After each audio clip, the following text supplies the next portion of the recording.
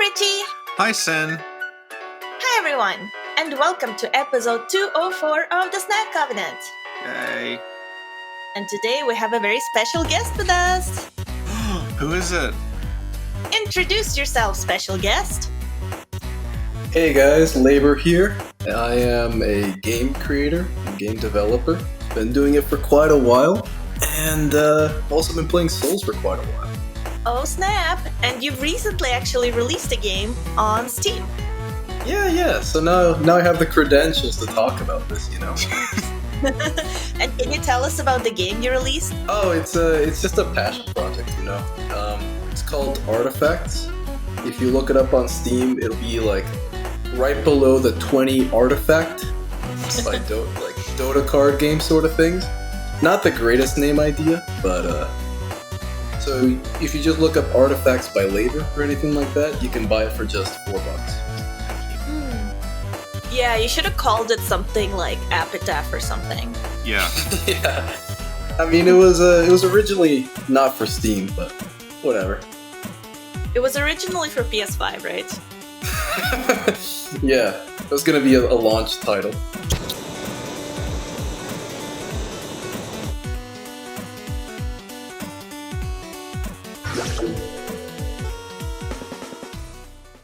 Can you tell us a little bit about how it plays? Oh, it's a Metroidvania. All right. The way it works is basically you have a bunch of areas that are directly connected to the beginning, and you have a certain amount of upgrade slots. But the fun part about it is that you lose them when you die. So you have to kind of create a new build every time you play through it. That's really Also, cool. the Souls-like. Yeah, the Souls-like part is the fact that I made it so hard that you're going to lose everything many times. And the completion rates aren't high, I'll tell you that. Mm-hmm. Excellent. And today's episode is about... How the design methodology of the Soulsborne games have changed over time. Oh no! I was about to say, and Labor helpfully designed an outline, but I don't have my soundboard on my PC. Thank you, Richie. You should never get that soundboard. Yeah, Rich can do all the sounds and all the voices. Didn't you get me to be the beach last time? The what? I was the beach last time. Yeah. Yes. Thank you, Richie. So, where do we want to start with this? I've got a thesis, actually. I hear Labor has got a thesis. Yeah, you know. All right. We're doing things the scientific way now. Yeah, right? absolutely. I believe that with every game that they've made, they have slowly been getting rid of all of the fail states. So any like big roadblock you can fall into where you just give up on the game and stop playing. While also getting rid of all the RPG mechanics. So the builds, the stats stuff, you know, they've all become more actiony with each one. Yeah. Do you have any specific examples of what you're saying? We have an hour to talk about this. Wow. Whoa! This is something that we've brought up a couple of times recently because we've been talking about the Demon Souls remake and how that seems to be keeping pretty much the same gameplay from what we can tell. Do you think they're going to keep the same upgrade materials though? Because like that was such a hard thing to do. I kind of hope they do. One of the things that we've talked about with regard to Demon Souls is that it started off as a first-person game, and a lot of the combat seems to be a legacy of that. It's all very, very slow, deliberate animations, and you fight by moving around things. Mm-hmm. Right. And we talked about how as the series has progressed, it's gradually adapted more and more to it being third-person with a lock-on, to the point where if you tried to play Bloodborne in first-person, it would be impossible, because you're just scooting around everywhere, and you would have no conception of where you were. And everything is moving so quickly. Whereas Demon Souls, if you did play that in first person, it sort of works. You think so? Not as much as it used to, obviously. Yeah, But like, yeah. yeah, you can kind of play Demon Souls like a Kingsfield game, but you can't play Bloodborne like a Kingsfield game, and you absolutely could not play Sekiro like that. Right, I see what you mean. Yeah. So, I gotta say though, some of those weird first-person, like peculiar things, kind of made Demon Souls what it is, though, right? How weapons have weird hitboxes. Yeah. Because in Souls, a big part of the skill set is knowing exactly how the weapon swings during each animation. Hmm. Like a heavy attack in Souls, if it's a vertical one, you can use that for different things than if it was horizontal, right? Yeah. That's why, for example, the straight sword movesets are always so good because they have that thrusting attack at the end, right? Yeah. Mhm. Do you think that's part of the first person thing, or is that just a weird 3D mechanic? Well, actually, if you want another example of that, I was playing Bloodborne last night, and I'd never done a rifle spear character before. Great weapon. Yeah, and when you do the rifle spears running heavy, it swings above you, so you can use that to hit bosses that like Emilia, where their head is raised a lot of the time. You can actually just whack them that way, which Or you can't do with amygdala, other right? weapons. Yeah, yeah, Or you like using the transformed saw cleaver to hit amygdala's head, stuff like that. yeah, yeah. So, okay. From the Kingsfield games I played, like, I think all the swords behaved pretty much the same from memory in terms of hitboxes. Because in Kingsfield, it was way more about positioning yourself relative to the enemy than it was about like understanding your hitbox. Hmm. Yeah, because I mean, it's hard to judge your own hitbox in first person to begin with. Oh, I see what you mean. Yeah, because you kind of don't have a sense of where you are. You're literally just a levitating arm. And you don't have heavy attacks in the game either, right? You just have one Yeah, attack. you just have weapon. a stamina bar that like the amount of damage you do is relative to how full it is when you attack. You can't even look up and down, right? I think you can. Hmm. I don't. There's like half the thing is half the Kingsfield games didn't come out in this region, so I don't know. Well, I just brought that one up because if we're talking about design space that hasn't really been fulfilled that much, I don't think that any of these things are really intentional in Souls. Yeah. Like they never really took these to the next level, aside from in Bloodborne and DS3, where you can break specific limbs if you target them, right? Yeah, yeah, Which is so cool, by the way. I yeah. can't believe they didn't make anything of it. But you guys have never played any Souls likes, right? Like the Surge or No, I Monster played Hunter the Surge. World. You play the Surge. Yeah, I like the Surge a lot. Yeah, That's got the limb breaking mechanic, right? yeah, yeah. It has the. Do you want me to explain it? I tried to get Sin into it by saying it was like Vats from Fallout because she's obsessed with Fallout. You guys want me to explain it so Yeah, viewers sure. can Yeah, kind of understand it? yeah. So a really cool part of the Surge and the Surge 2, which is the only one that I've played, is that when you target somebody, you can also use the camera stick to target specific body parts. Mhm. And body parts, if you deal enough damage to them, you can chop them off, which gives you both what that piece of armor is, and also gives you some upgrade materials for that type of armor. However, if you try to target armored body parts, that is much harder to kill. The enemy becomes harder to kill than if you just targeted the unarmored parts, which creates this really cool game feel of like, when do you feel strong and want to make yourself stronger, and when do you want to just try to get through the area and kill all the enemies. And it means that they don't have to worry that much about making the game just the right difficulty, because you can kind of manage it yourself a little, right? Yeah. And like you said, if you chop a part off, you get what that part had equipped.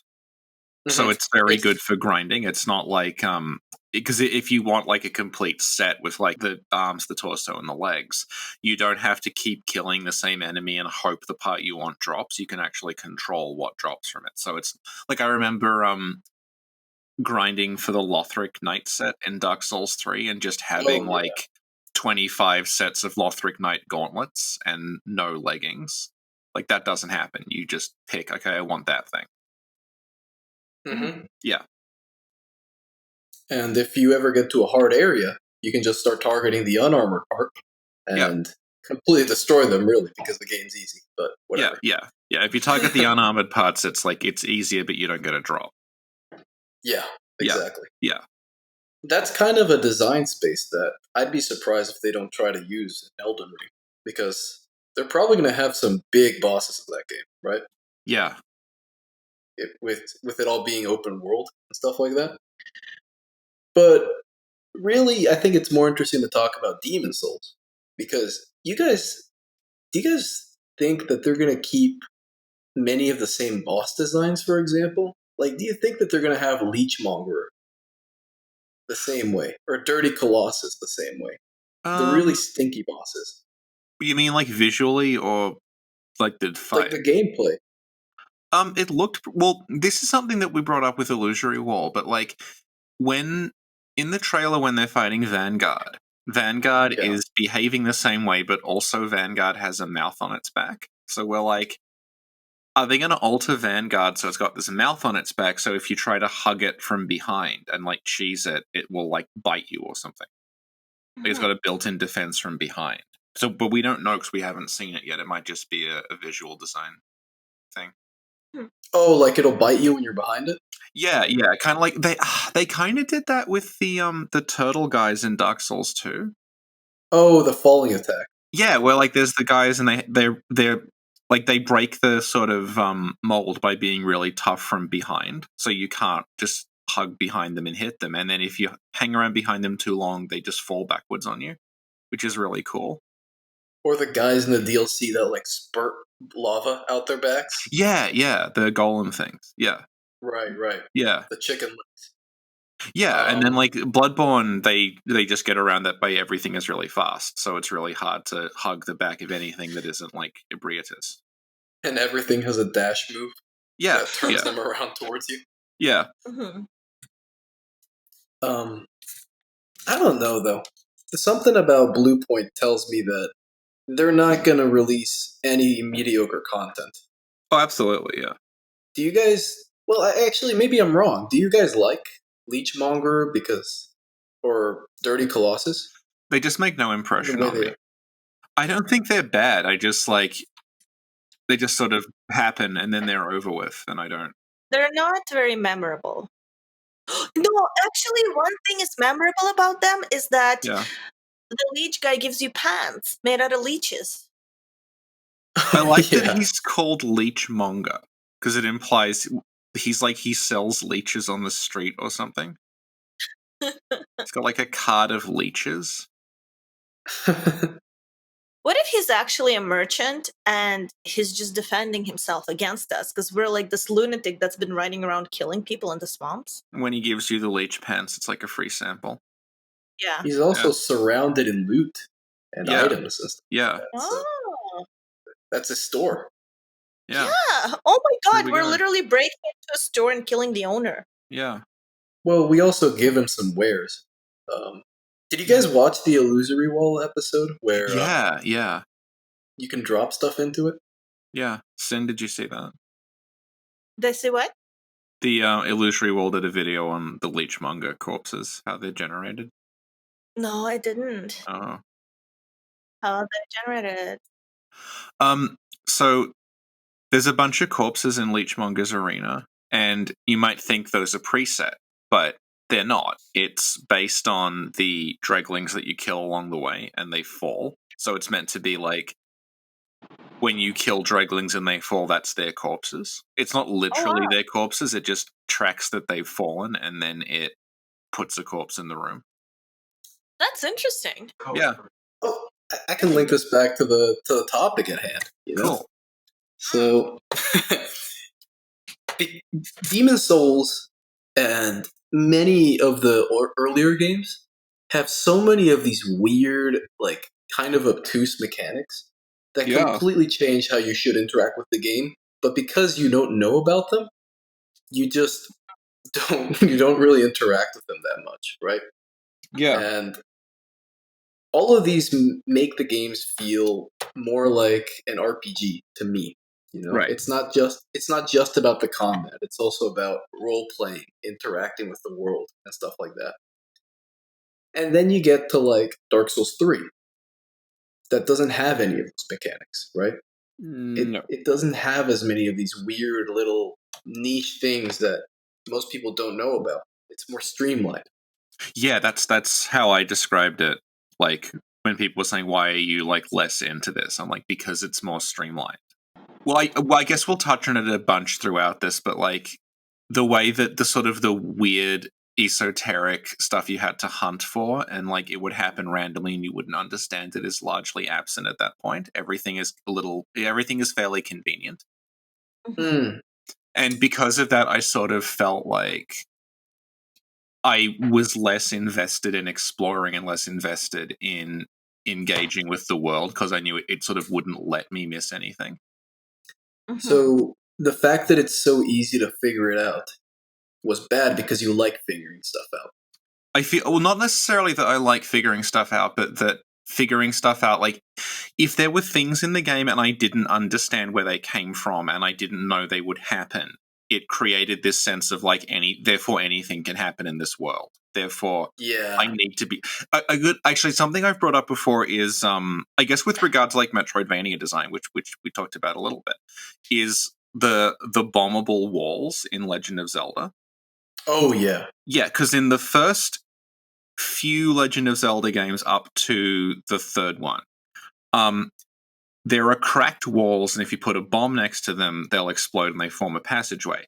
But when they start doing that in the first game, not every one of those cracked walls is actually bombable. And also, there are bombable walls that don't have cracks on them. So it's kind of an indication that this could blow up, but it's not 100% signifying that that's what it does. So, because of that, it's always in the back of your head that, well, technically any one of these walls might have a secret passage behind it. So, your engagement with the world is like, holy shit, like anything could happen. I'm going to like explore every nook and cranny of this environment. But then when Mhm. they codify, and like Metroid does this as well when it actually comes up with icons for what weapon will work on what block. When they codify, okay, if you see a crack, use a bomb. It's like, okay, well, they're just doors now. And like that aspect of, I don't know how far this goes, I don't know what's behind this, anything could happen is sort of diminished. Even if it's like It's faster and more streamlined. Yeah. it's your engagement with the world, right? Yeah. There's Yeah. some games where you can play while also having a game going on in the background or watching a movie on the side. Yeah. Yeah. If you do that with a well-designed Metroidvania, you're gonna miss half the game, Yeah. Mhm. and that sucks, right? Yeah. I mean, Dark Souls straight up has two areas hidden behind two illusory walls. Yeah. And really importantly, like those areas aren't even necessary. They're just there. I think Ash Lake was what top three favorite areas when people put it up to vote or something like that. Yeah, people love Ash Lake, and it's really hard to get to. They don't signal that it's there, and when you get there, it's a dead end. But people love it anyway. Mhm. Yeah, And then Dark Souls 2 and Bloodborne are kind of the weird ones because they have a couple of these mechanics, but I don't think they're quite as cool, to be honest. yeah, yeah. But at least it's more than Dark Souls 3. Like Bloodborne's got Chalice Dungeons, right? Hmm. Which I don't think I've ever seen someone do Chalice Dungeons on their first playthrough or finish them. Yeah, That's purely for veterans and for people that play a lot. yeah. And I think they're designed around that because they don't scale with new game. Right, right. Yeah, Yeah, I didn't even know you could access the chalices the first time I played Bloodborne. Yeah, I would like read lore and people would be like, "Oh, but Queen Yarnum," and I'm like, "Who's Queen Yarnum? What are you talking about? What's happening?" It feels like they were okay with you missing it all.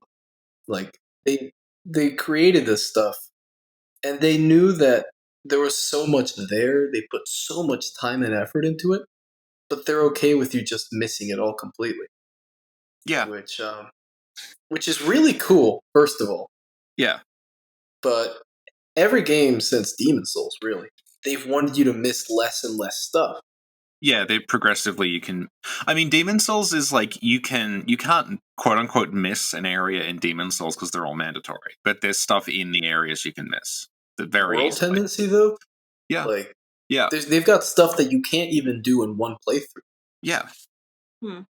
So it forces you to miss stuff, Or even stuff like rescuing Yulia. Yeah. Yeah, How are you ever going to figure that out, yeah, right? And then in DS3, well, I guess DS3 has some hard NPC quests, but yeah. And I guess It- Archdragon Peak could be the thing you can miss in DS3 the easiest.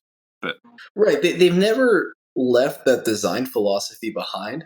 yeah, But there are some things where you can really see a big change over time. I think the very best one we could talk about actually is boss design, because bosses, oh my god, they have changed those completely over the games. How so? If you look at the cast of bosses in Sakura and compare them to the cast of bosses in Demon Souls, they're under a completely different philosophy overall.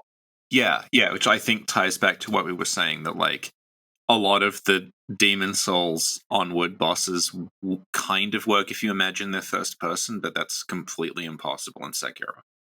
Because in Demon Souls, if it was first person, you wouldn't be able to dodge attacks. You just strafe. Yeah.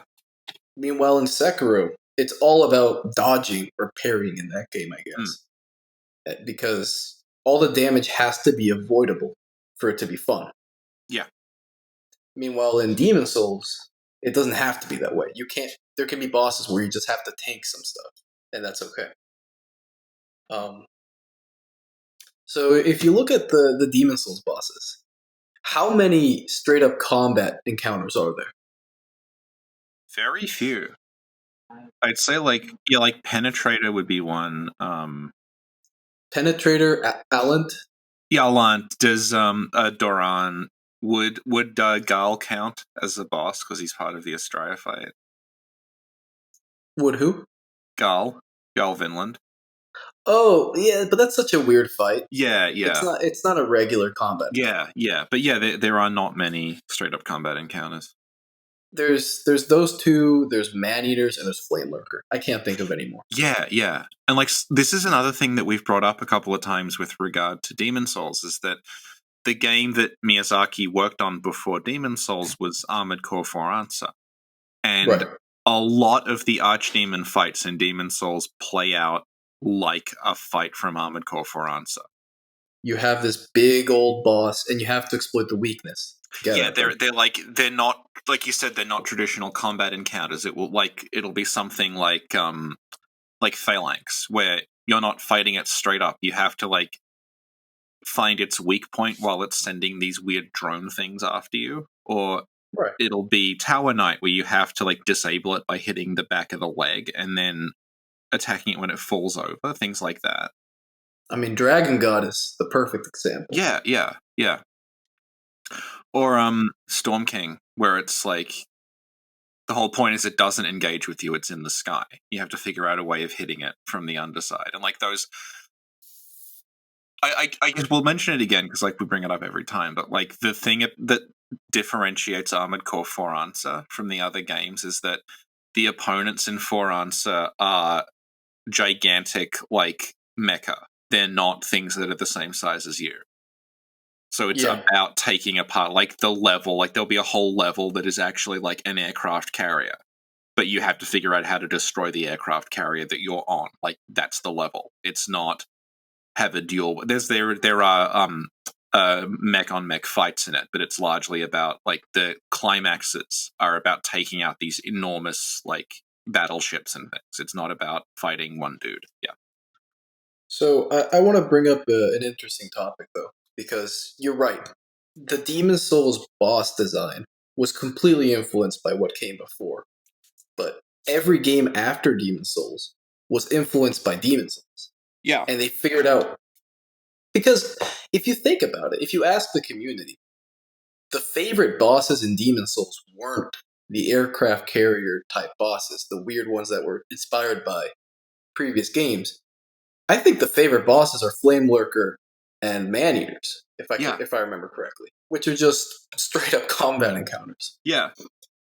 And in DS1, almost all the bosses have their gimmicks directly related to the fact that it's a 3D game.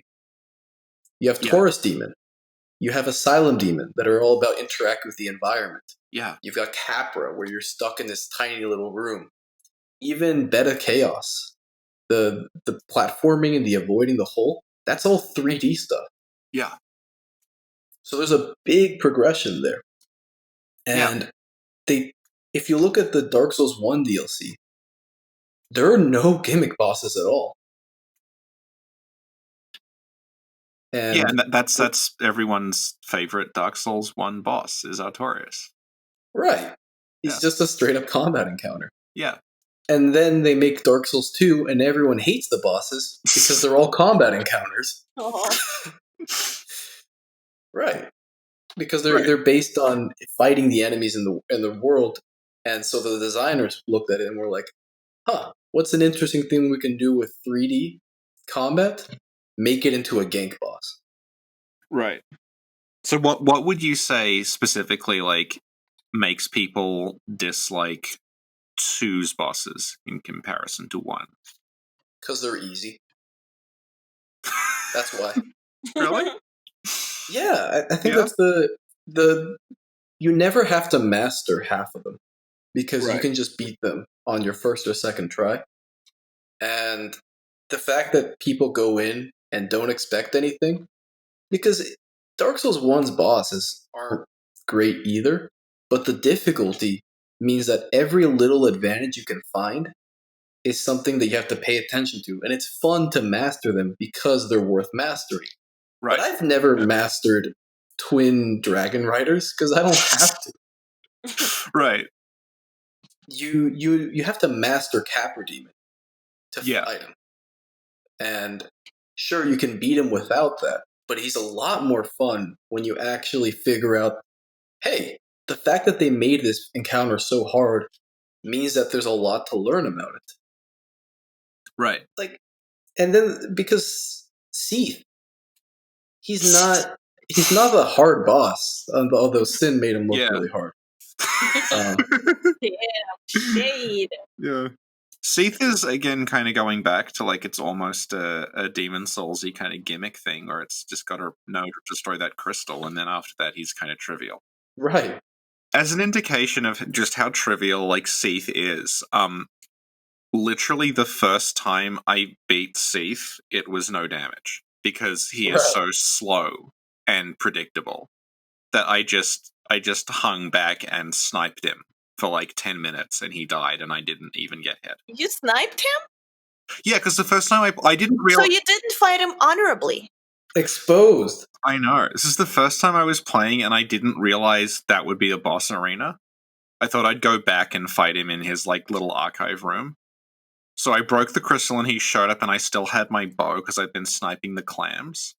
So I just like realized, I can just snipe you from the other side of the room and you're so slow that by the time you get over to me, I can just run to the other side of the room. And I just repeated that for like 10 minutes and I beat Seath no damage on my first attempt. He's not a difficult boss. So you're a bully in real life and in game? I think he was bullying me. I mean, yeah, I did break his crystal, but he killed me first. You broke into his library. He locked you up so you don't steal from him. You break out, you kill everybody in his castle. You probably ruin his like ladders and stairs and whatever he has there. And then you kill him. On top of everything, after destroying all his property, you kill him.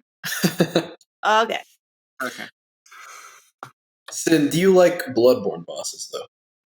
I love Bloodborne. I love everything about Bloodborne. Do you like fighting the bosses? That's a complex question. Okay. No, there's been a development. Like, it was like character development. You have like an arc with Bloodborne bosses where...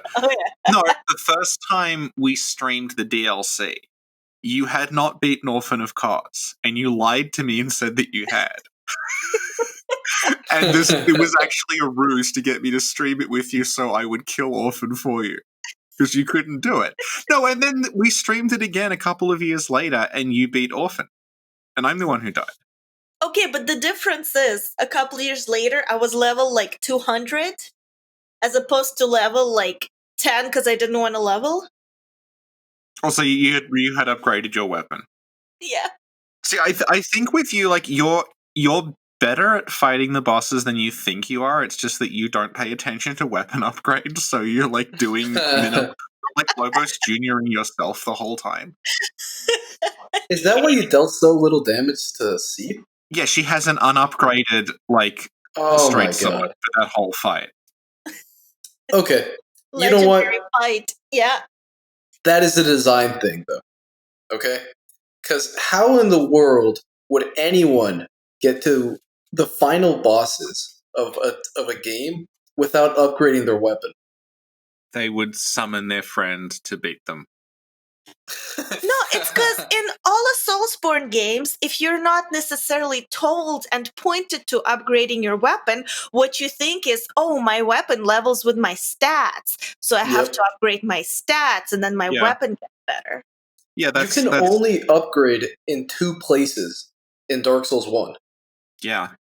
And you have to know that you can work to these places. Yeah. Which is something you unlock halfway through the game.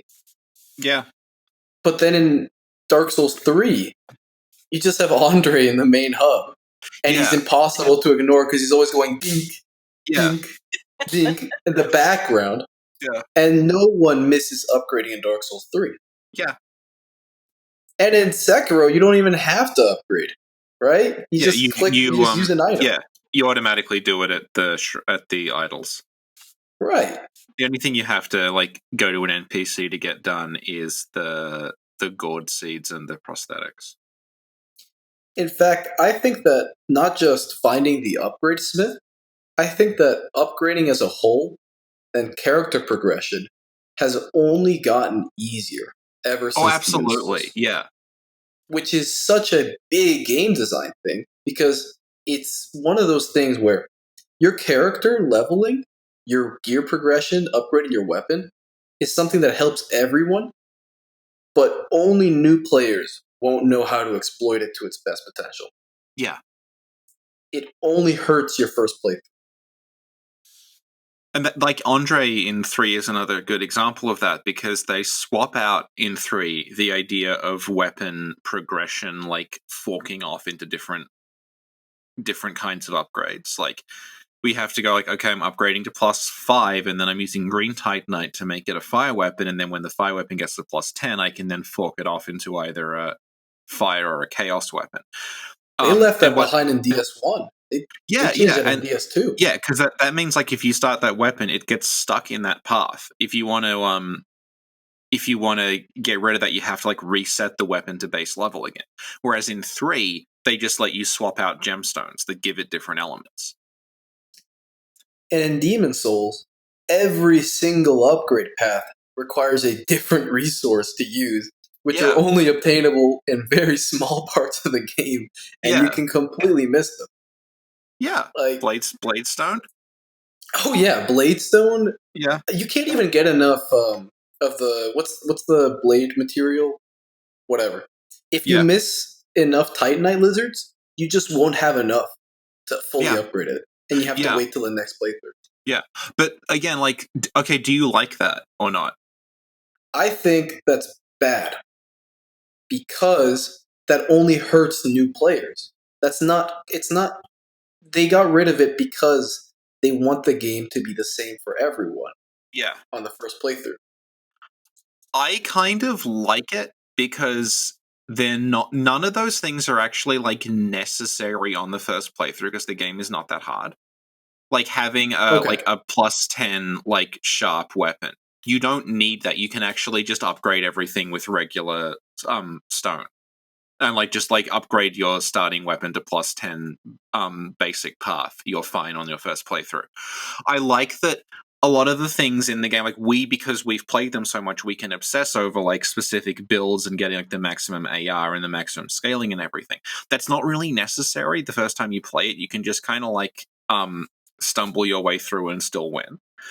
So what I like about it is it's that they're like, it's like this extra weird thing that like it exists, but it's not strictly speaking necessary. It's not like I need this. It's like, did you know that if you get like this soul and this upgrade material, you can upgrade this weapon so that it heals you? And it's like, cool, but I don't need that.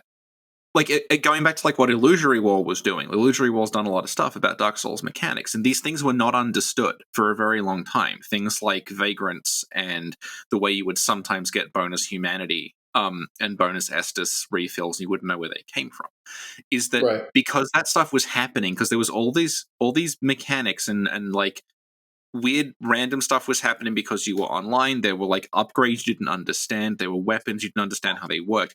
That gave it this feel of like, I don't know what is going on in this world. It felt like living and breathing. And that's what led to things like, I mean, this is something that like, if you're younger than like Sin and I guess it's not going to make sense to you. But if you grew up without the internet, if you grew up without game FAQs, rumors about games were a big deal. Rumors about things you could do in them, like you would see, like your friend would say, "Yeah, like I did, like in Final Fantasy VI, I made this thing happen," and you wouldn't know if it like did that really happen? Did you invent that? And people would send like screenshots into magazines where they'd fake something up and say, "I made this thing happen," and you would hear all this stuff, and you would not. Oh god, like the Chris Houlihan room in Link to the Past, which we won't go into, but like that was like, what the hell is this thing? And like the second that, like, I have a very vivid memory actually of, this is like a tangent about Final Fantasy VI, but like Final Fantasy VI at the end of that game, like at the end game state, there's a place where there's a monster that is a giant like sandworm from Dune, and it fights you by sucking you up. And if you kill it, it spits you out again. But I was like, what will happen if everyone in my party gets sucked up? Will that just be game over? My party gets sucked up. Screen goes black. I am now inside the worm. And there is a level inside the worm. And at the end of the level inside the worm, there is a secret character who I can recruit to join the party. And I had no idea that would happen. That blew your mind, though, right? It blew my mind completely, because there's no game FAQs. There's no internet. I don't know this is going to happen. It just happens. And they were okay with everyone missing that, other than the few dedicated people. Yeah, and the thing is, like, that never happened again until Dark Souls, because no one understood how it worked, and you started getting people saying, there must be a way to save Sif. There must be a way to, like, do blank. Like, all these, like, what if we did this? The pendant. Yeah, the pendant. Like, all this stuff in there. That's like, what, and even Dark Souls 3, the streamlined one, I remember when that came out, people were saying, because the Shrine Handmaid asks you where you got the Dragon Chaser's ashes from. No, the ashes that are in Farron Swamp. She's like, where did you find these?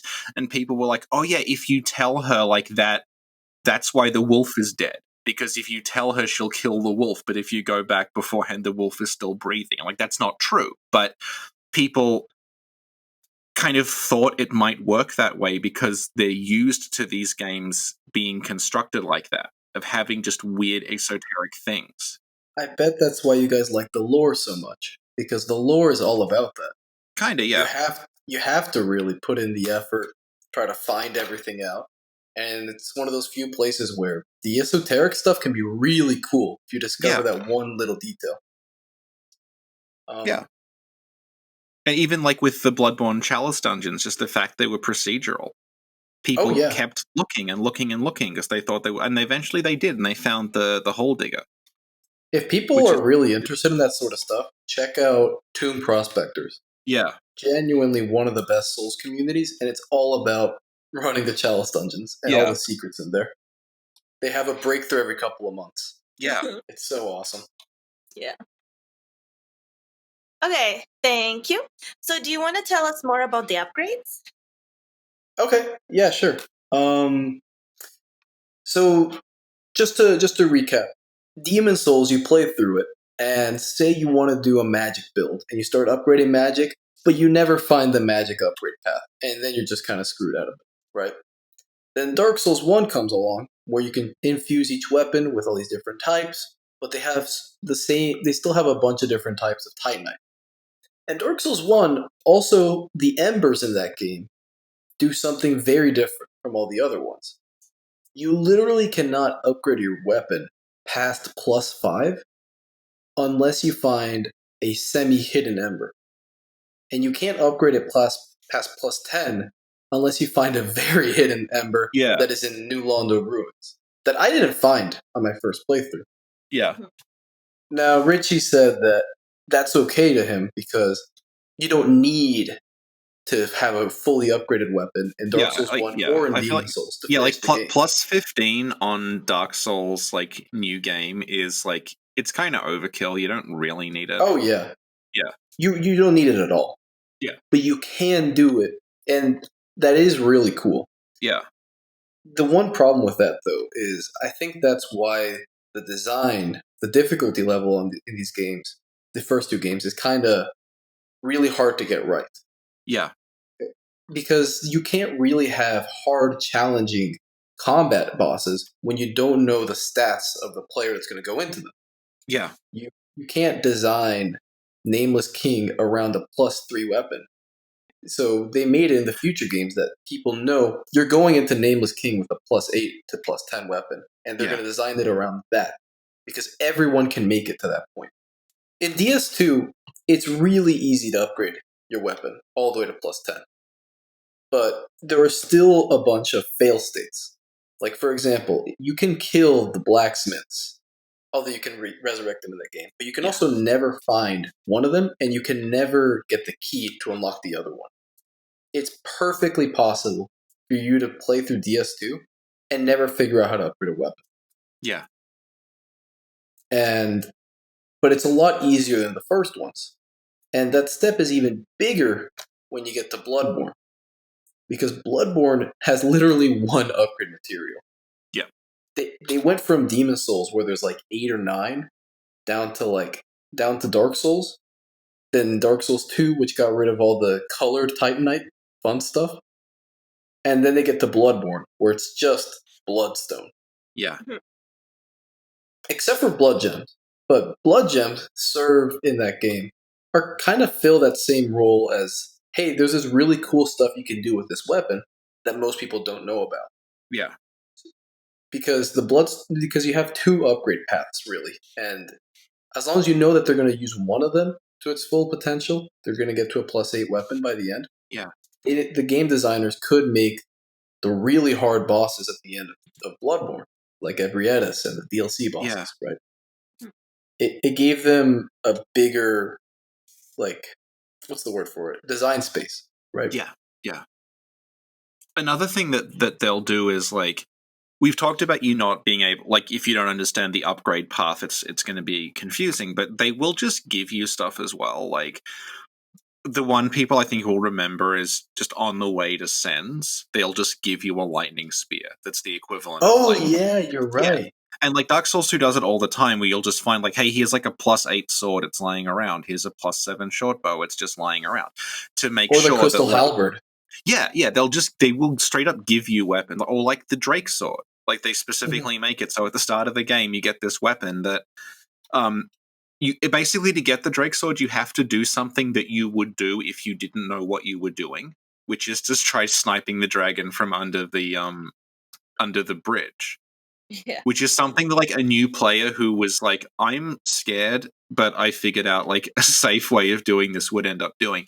And you get this sword that's pretty good for when you get it, but because of how the scaling works, it's going to get crap, like, by the time you get to the mid-game.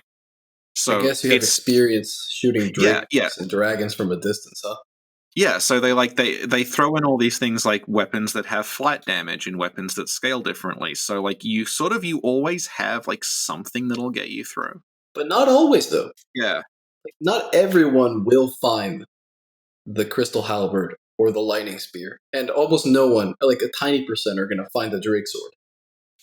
I feel like the Lightning Spear is pretty hard to miss because it's just, like, on a critical path in front of you. Well, it's in a mimic, but yeah. They trust the you have to trust the player to find it. You know, yeah. which it's a very like a lot of people don't want to let the players fail because that Yeah. means that instead of getting 9 out of 10 players to finish the game, they'll get 8 out of 10 players to finish Yeah. the game because one of them is going to get stuck on Iron Golem with a +1 weapon. Yeah. And one of them is going to get stuck in the Duke's Archives without Yeah. a good weapon. And so something that we've hit on when we've talked about this a lot is like, we've said, oh, it's hidden. It's like off the path. You have to look for it. So what's gating you there isn't necessarily, it's not a skill check. It's not a combat check. It's like, are you exploring the environments? Here's the thing, So- though. Some people are going to kill Andre. Yeah. And then they just can't upgrade their weapon anymore. Well, they got rid of that stuff Yeah. in Dark Souls 3, Andre. You can kill him as many times as you want, and he's just going to keep coming back. To be fair, like if you kill Andre in 1, you have to really know what you're doing because he's incredibly tough. Well, if you anger him, though, he won't let you upgrade stuff. Yeah, you have to go get Oswald to pardon Which you. is another really hidden mechanic. Yeah, which they Most took people out don't know. in Bloodborne.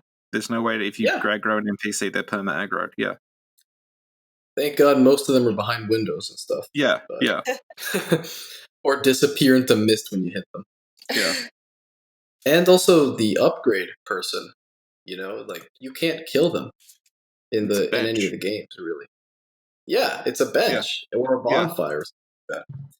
And DS3, like, if you thought Bloodborne had complex mechanics with all the blood gems and stuff like that, DS3 just simplifies it all. Yeah. Like, they add the embers back in, but really the embers, finding them, half the time they just let you mess up your weapon and ruin it. You can completely uninfuse it, upgrade it to max, and you're only missing out on like 10% of the potential damage. Yeah. Right?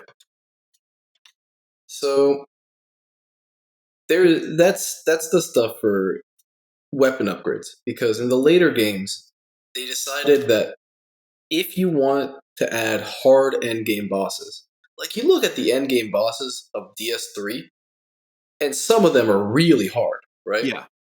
Twin Princes, really every boss at the end of that game, it would suck to fight that with an unupgraded weapon. Yeah. But you can beat Seath with an unupgraded weapon. Can you beat Aldrich with an unupgraded weapon? If you're not Lobos? Sin would find a way. There we go. And Yorm too, like they literally have so many things trying to get you to not miss the gimmick for that boss. Yeah. Because they don't want you to fail. They want you to struggle, but that's why I'm not completely against it, right? Because their philosophy isn't we want players to not finish our game. And that's the good part about Dark Souls. Their philosophy has always been we want players to struggle and overcome it. So there's nothing worse than someone struggling and then giving up because they can't beat it with their current character, right? Yeah. I guess that gets us to bosses, huh? Yeah. So where did we stop talking about bosses? I think that was DS2, right? Yeah. In DS2, almost every boss has a gimmick that completely makes the boss what it is. Just only one per boss, though, for most of them. Like Twin Dragon Riders, there's 2 of them and one shoots at you. Or Skeleton Lords, you kill one and it summons a bunch of crappy little skeletons. And then in Bloodborne, most of the bosses just don't really have gimmicks. They have mechanics that work on top of their combat, right? Right. Like, does Cleric Beast even have? I guess you can shoot the head. You can stuff break like the that. limbs of the cleric beast. Yeah. Right. Yeah. Like if I ask you, what is a Dark Souls 2 gimmick boss, or what is a Dark Souls 1 gimmick boss? Yeah. You can only think of like Beta Chaos. Yeah. And stuff like that. The ones that are really out there. Yeah. But if I ask you, what is a Bloodborne gimmick boss? You think of 2 right off the top of your head. What are the ones you guys think of? Is Mikolash a gimmick boss? Absolutely. Yeah. Mikolash and Witches of Hamwick. Yeah. Are the two, and they're straight up gimmick bosses. Yeah. They instead of distributing the weird mechanics across all of the bosses of the game, they decided to just put like 5 gimmicks into one boss and just have the whole boss be weird. Yeah. Which is really different from all the other ones. Yeah. Because it used to be that they had 1 or 2 unique mechanics for every single boss. Right? So they decided to instead just make it so that most of the bosses are combat focused and are hard, because the average Bloodborne boss is way harder than the other Souls games. Yeah, absolutely, yeah. Even Gascoigne, right? Yeah. He's so much harder than... I think he's harder than any boss in Dark Souls 1. Yeah, he is. Yeah, I was fighting him last night. Yeah, right? Yeah. And you're not even able to upgrade your weapon to the point where you can just destroy him, because you can't even upgrade your weapon too much by then. Yeah, yeah. You're supposed to fight him, and he's supposed to be that hard. Yeah. I guess the other thing that's interesting about the Bloodborne bosses is that, like, they sort of lull you into, like, okay, you fight them and you shoot them during their animations, you interrupt, you parry. But then they also just, like, and now they don't work like that anymore, sorry. So, like, you can't parry Amelia. You can't parry the larger bosses, just can't be, like, you can't parry Paul. You're right. I didn't think about that. And you can't, like, and then there's only one enemy at the start of the game that you can't parry, and that's Cleric Beast. Yeah, because after a while they're like, okay, now everything that's big you can't actually interrupt. You can just break, like, Amelia and Cleric Beast, like, you can't parry them, but you can break their head, and then you can riposte the head. But then after that, it's like, no, like, Rom is just a blob. Like, you can't, it doesn't matter. Briatus is just a blob. Wet Nurse is just a blob. Rom is the third gimmick boss. I forgot. Yeah. Does it sound negative when I call them gimmick bosses, by the way? No, it's accurate, because, like, they are a boss with a gimmick to, like, it's not bad. Okay. I wanna define gimmick, though, because there's a difference between a gimmick and a mechanic. In my opinion, gimmicks are the ones that are fun maybe on your first playthrough. You figure them out, and then you chew them up and don't have to deal with them ever again. Right. Gimmicks are things like, what's a good gimmick from Sakura? If you charge attack Owl, he will just straight up kill you. Yeah. And that is something you learn, makes sense, it's a puzzle, you figured it out, and it's done. Yeah, and it's really cool when it happens. It's really cool. It's really cool, but you'll never see it ever again.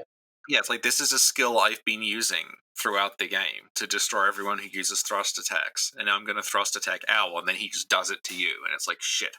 Okay. He taught me that move. Yeah, exactly. And that is an awesome gimmick. Yeah. So mechanics to me are things that you figure them out, you get that aha moment, and then you can still figure out more about it.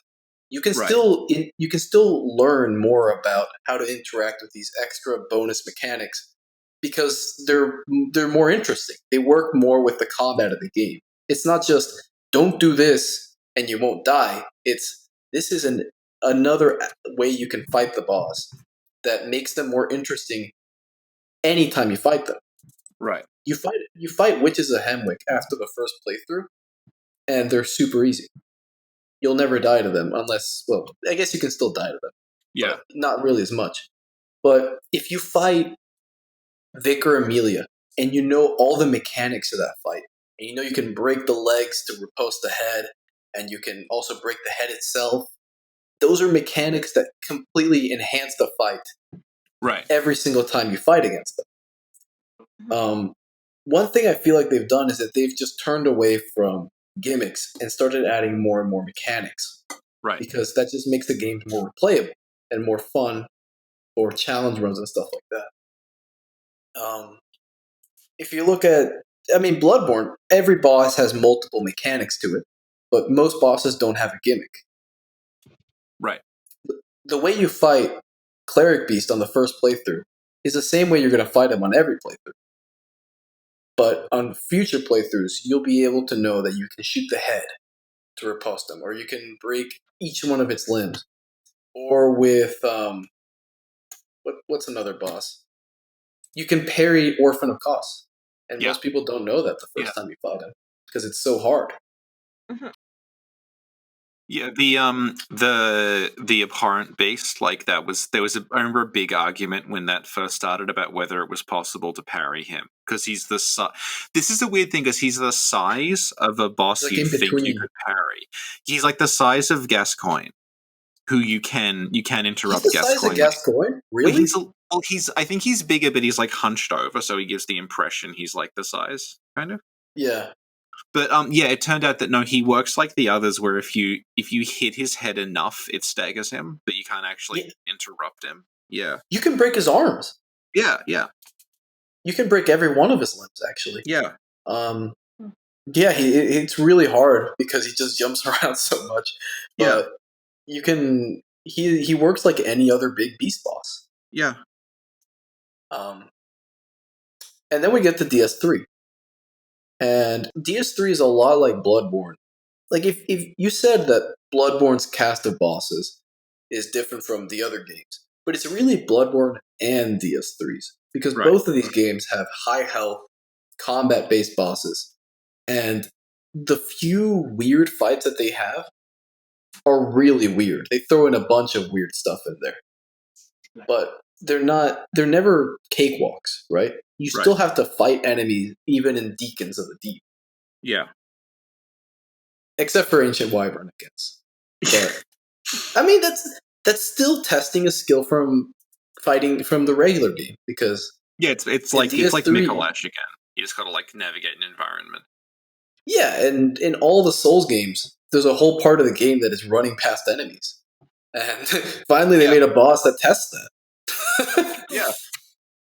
So and then the DLCs, all of the DLC bosses in DS3 have like so many weird little quirks to them that most people don't know about, and you don't need to know about them. But they don't ruin the boss; they just make it more interesting. Can you give us an example of like one of okay. Maybe you guys won't know some of these, but Gale, if you shoot his head, you can riposte him. Whoa. Yeah, he's got a headshot animation. Yep. He also takes damage from his lightning as well on top of that. So if you can kite him, hit himself. Yeah, he can actually die from his own lightning. You guys know about the cape hitbox, right? The cape hits where the sword hits as well afterwards. Kind of. Oh, because it leaves little like the animation behind. Yeah, when he swings his sword, his cape will swing at a fraction of a second right after the sword, which it looks cool, but on top of that, it means he has a completely unique mechanic, which is that it's harder to dodge his attacks. It's harder to roll through them because there's 2 hitboxes, right? Right. Medivh's got a couple. You know, it's all interacting with his head.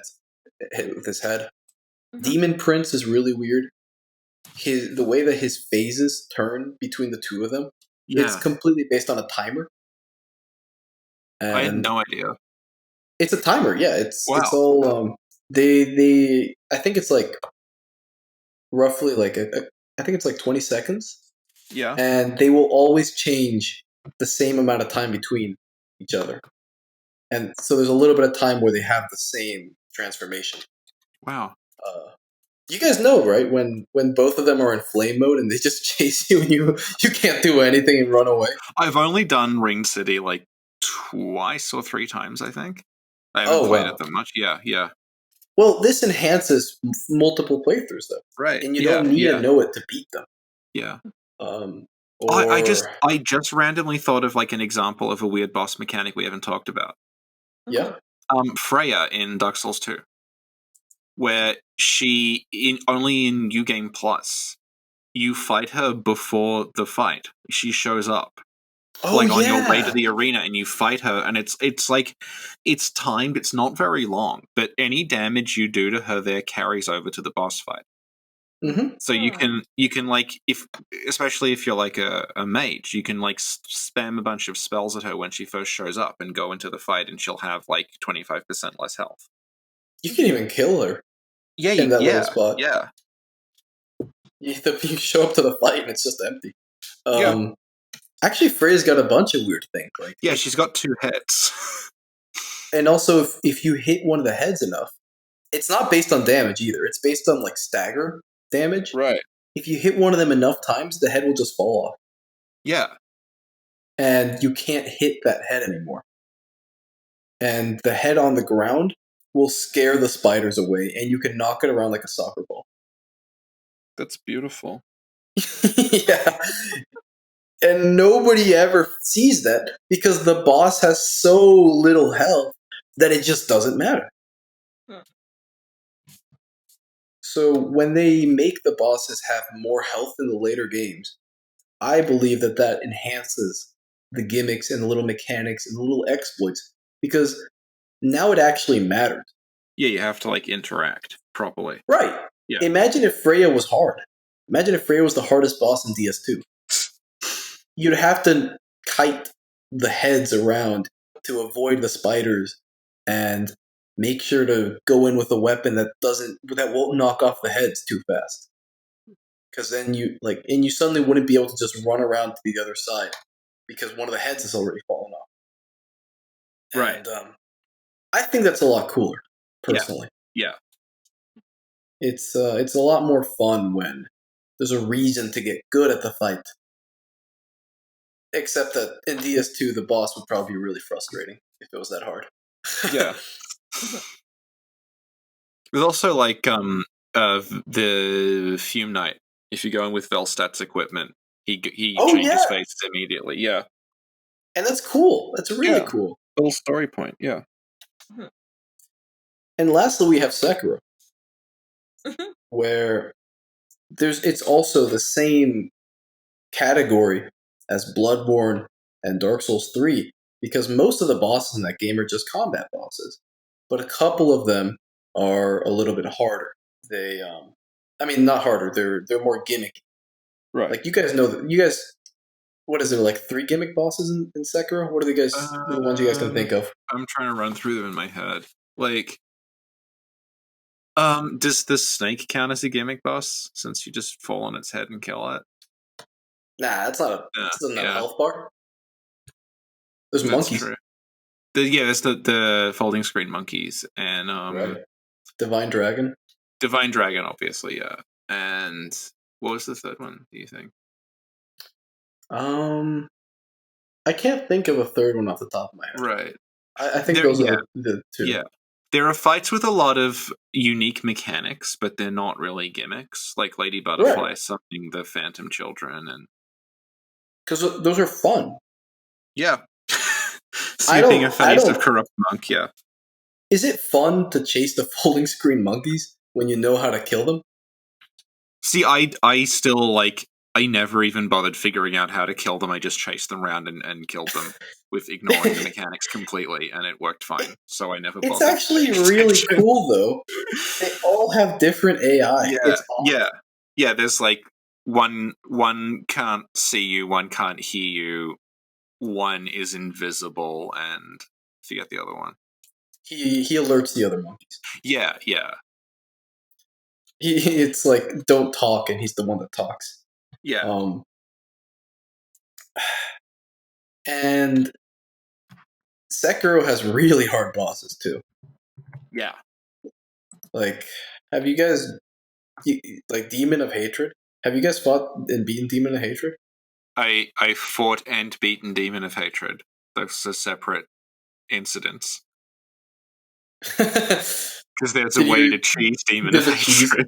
So I fought Demon of Hatred a bit, and I'm like, I'm good. I'm fine. I just want the lapis. I just want the lapis, please. So I just kited him off a cliff. Sin, have you fought him?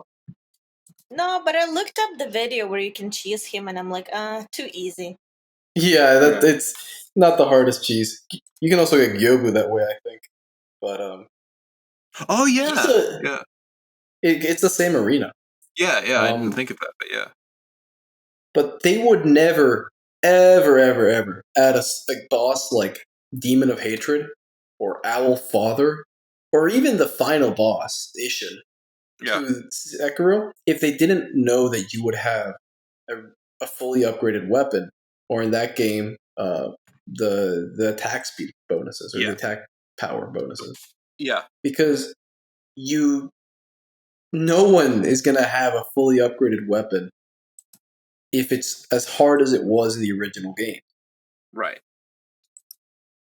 So you just don't have the design space, and you can't make the bosses that are as cool and as interesting and as like exhilarating as Ishin, because you just don't know whether or not they can actually beat him. Mm-hmm. And they work in a failsafe for that as well with the dragon mask. Oh yeah. Yeah, because like I guess to like recap, in Sekiro you get attack bonuses for beating bosses.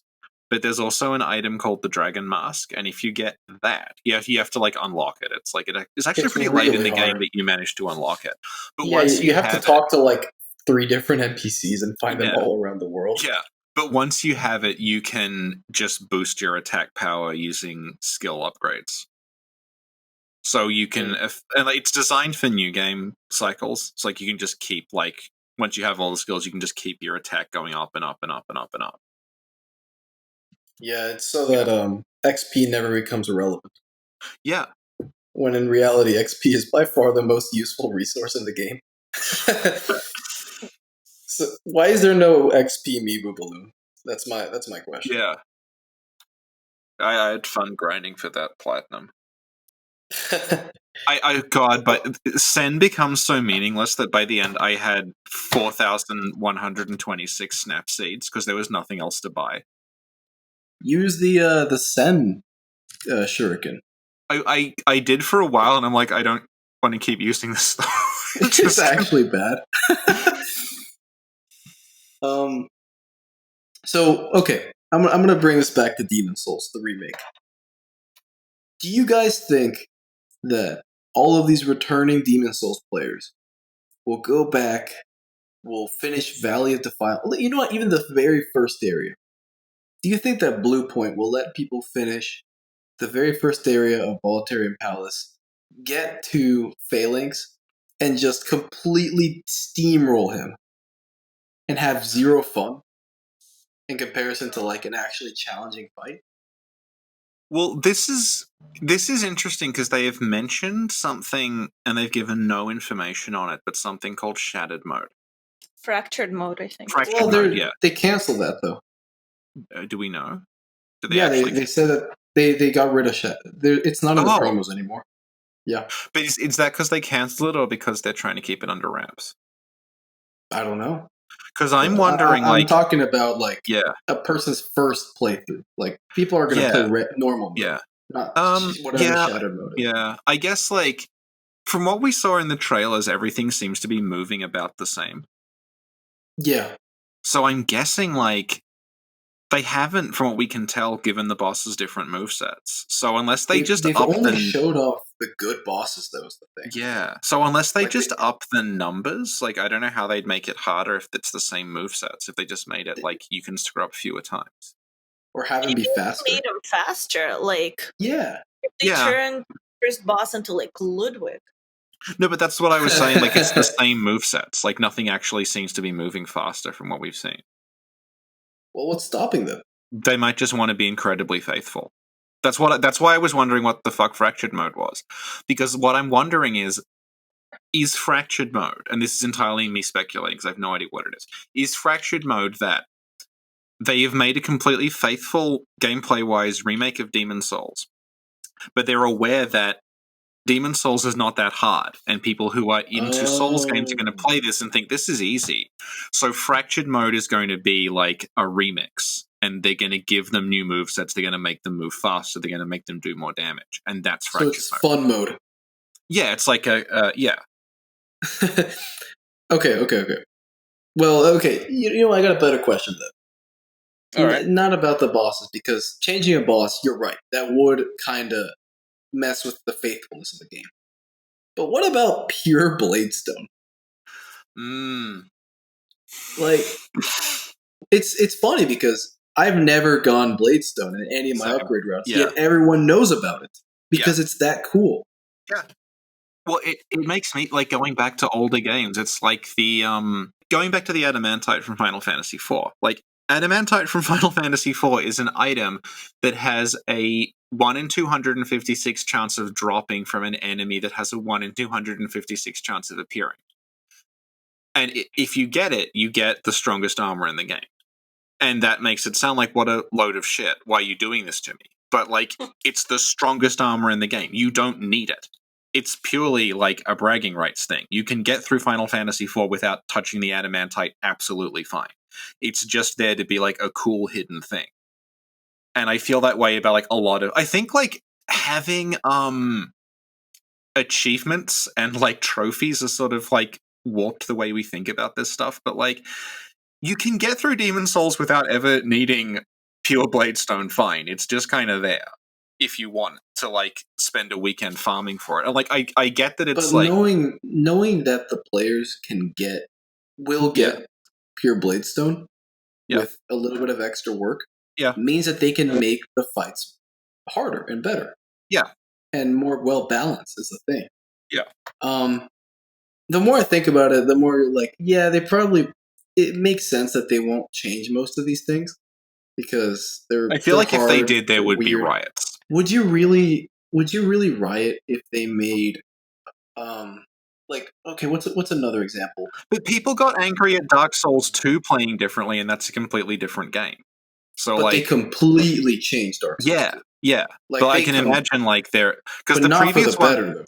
The previous remake they did was Shadow of the Colossus, which has a similarly obsessive fan base, and they kept that really, really faithful. They added, I think, like, one new room. So I'm thinking it's probably the same deal. But then, like, Sin and I talked about, half jokingly, but I think there's some validity to it, that there's new architecture visible in the tutorial area. There's, like, I saw that. And we noticed also watching it again, there is a door that's not there normally.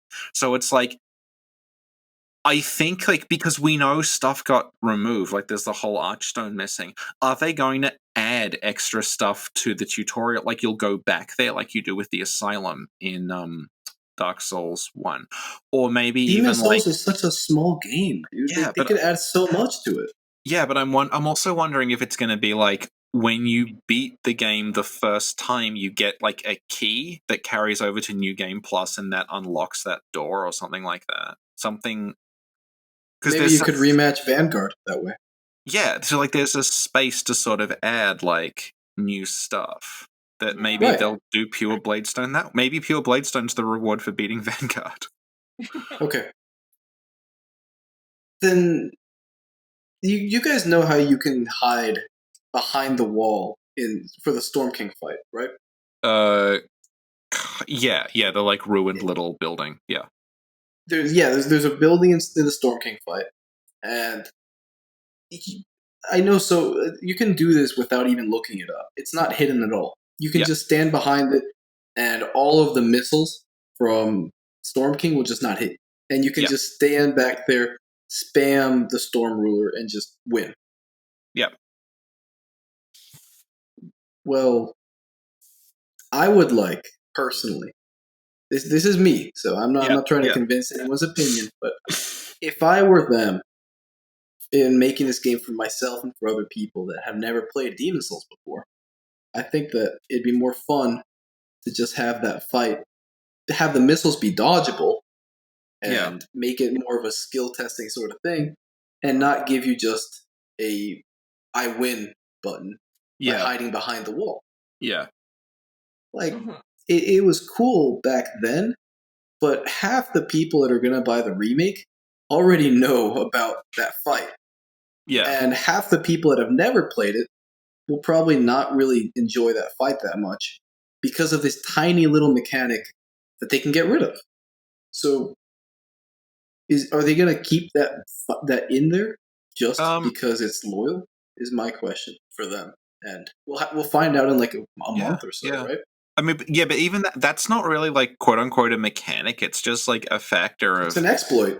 Yeah, it's like this obstacle is there, so you can hide behind it. I mean, they might if they having to remake the you area. just win the so, fight, though. You just completely win the fight if you hide back there. Is Storm King that challenging anyway, though? Like you just just point at him and press R2 and you win. Like it's not. It's not that easy though if you're not hiding back there, because they can all stun lock you. I feel like Storm King is like good because it's a spectacle. But I don't think it's like a particularly challenging fight. What they should do is that you can like get on one of the little guys and then they fly towards the big guy. Yeah, and then you jump on the big guy and then stab him. It's super dramatic. Oh, they could make it into a Shadow Colossus fight. Yeah. They learned a lot about that. Yeah. I never played Shadow Colossus. Well, it's a great game. We're gonna have to. Well, when it came out, it took a while to like develop a following. Like it was not like it's got that like Souls sort of like fan base to it, where it has like a very, very, very dedicated fan base who came along like over time and sort of built one up. Yeah. Well, Elden Ring. Oh, Elden Ring. That shattered by someone or something. 15 months. How much do you guys want Elden Ring? Well, I don't know anything about it other than the trailer. It's a From Software game. I kind of love it because whenever I think of Elden Ring, I think of Ibrutus's rendition of the trailer. Well, that was the design methodology of the Souls games and how it changed over time, with special guest Labor. Labor, do you want to... You said you don't have any social media, so if you just want to tell us, like, what, again, about what your game is called and where people can find it. Yeah, this has been a long-term passion project of mine. Something I've been coding for the last 7 years now. Wow. And finally got one of them published on Steam. So it was actually a lot easier than I thought, but if you all are interested in checking it out, it's called Artifacts, plural with an S. If you don't put the S, it'll never come up. And also, you should probably search with Labor as well, because it's not a big game, and it might not come up otherwise. If you all are interested in weird little Metroidvanias or roguelikes, it takes a bunch of elements from those, and I put a lot of work into it, so... Aw, cool. We'll check it out. Well, again, thank you so much for coming. It was a great time. Have a good one. Thanks for listening, everyone. Bye. Bye. Bye-bye.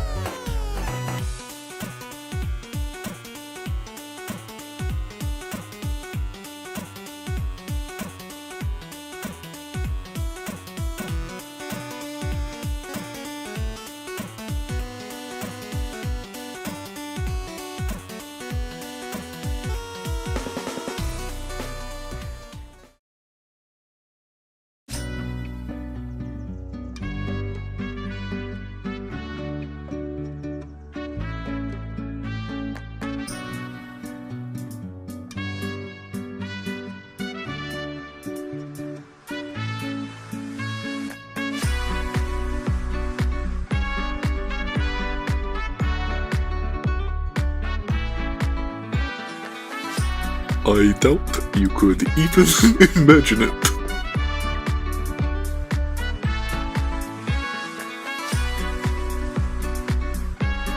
That which commanded the stars, giving life its first brilliance. The Elden Ring. Oh, Elden Ring. Shattered by someone or something.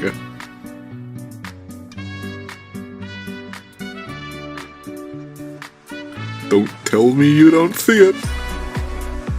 Look up at the sky. It burns.